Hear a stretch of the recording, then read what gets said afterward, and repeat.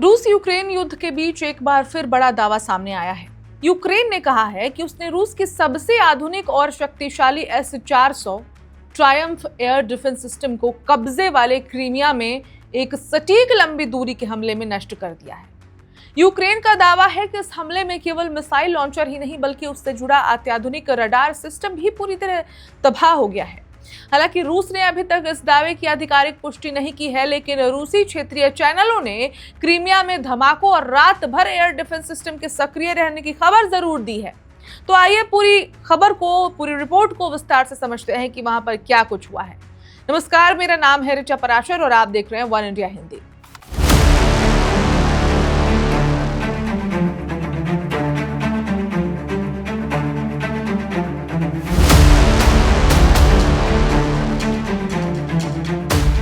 Ukraine की रक्षा खुफिया agency GUR यानी कि डिफेंस इंटेलिजेंस डायरेक्टरेट के मुताबिक ये हमला कब्जे वाले क्रीमिया में रूस की एक महत्वपूर्ण सैन्य तैनाती पर किया गया। एजेंसी का दावा है कि इस ऑपरेशन में रूस के S-400 Triumph air defence system का मिसाइल लॉन्चर और उससे जुड़ा रडार दोनों नष्ट कर दिए गए। S-400 को दुनिया के सबसे उन्नत वायु रक्षा सिस्टम में गिना जाता है।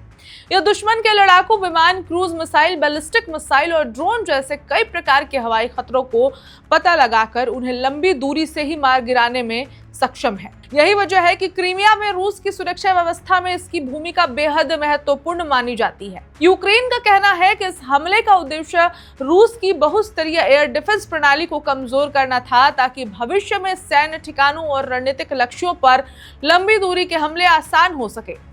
हालांकि दूसरी ओर रूस ने अब तक इस कथित नुकसान को स्वीकार नहीं किया है। रूसी रक्षा मंत्रालय की ओर से कोई आधिकारिक बयान जारी नहीं किया गया है, लेकिन क्रीमिया से जुड़े कुछ रूसी क्षेत्रीय टेलीग्राम चैनल और स्थानीय रिपोर्टों में रात भर धमाकों की आवाजें सुनाई देने और एयर डिफेंस सिस्टम के सक्रिय होने की जानकारी सामने आई है। इन रिपोर्ट्स के बावजूद ये स्पष्ट नहीं हो पा रहा है कि वास्तव में S-400 सिस्टम को कितना नुकसान हुआ है, इसलिए यूक्रेन के दावों की स्वतंत्र पुष्टि फिलहाल नहीं हो पाई है। अब विशेषज्ञों का मानना है कि यदि ये दावा सही साबित होता है तो ये यूक्रेन के लिए बड़ी सामरिक सफलता होगी।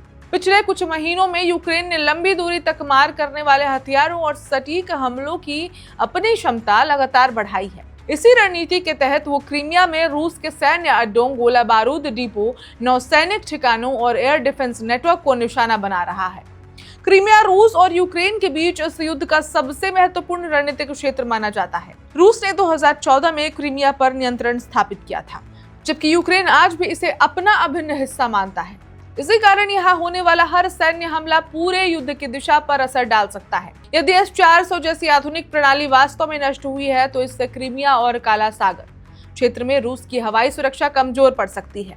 इससे यूक्रेन को भविष्य में ड्रोन और मिसाइल अभियानों के लिए अधिक अवसर मिल सकते हैं। हालांकि जब तक रूस इस आधिकारिक प्रतिक्रिया नहीं देता है इस पर और स्वतंत्र सोर्स इन दावों की पुष्टि नहीं करते, तब तक इस घटना को पूरी तरह सत्यापित नहीं माना जा सकता। फिलहाल इतना तय है कि रूस और यूक्रेन के बीच जारी यह युद्ध लगातार नई तकनीकों, लंबी दूरी के हमलों और रणनीतिक सैन्य अभियानों के दौर में प्रवेश कर चुका है। आने वाले दिनों में रूस इस कथित हमले का क्या जवाब देता है और क्या आधिकारिक पुष्टि सामने आ पाती है, इस पर पूरी दुनिया की नजर बनी रहेगी।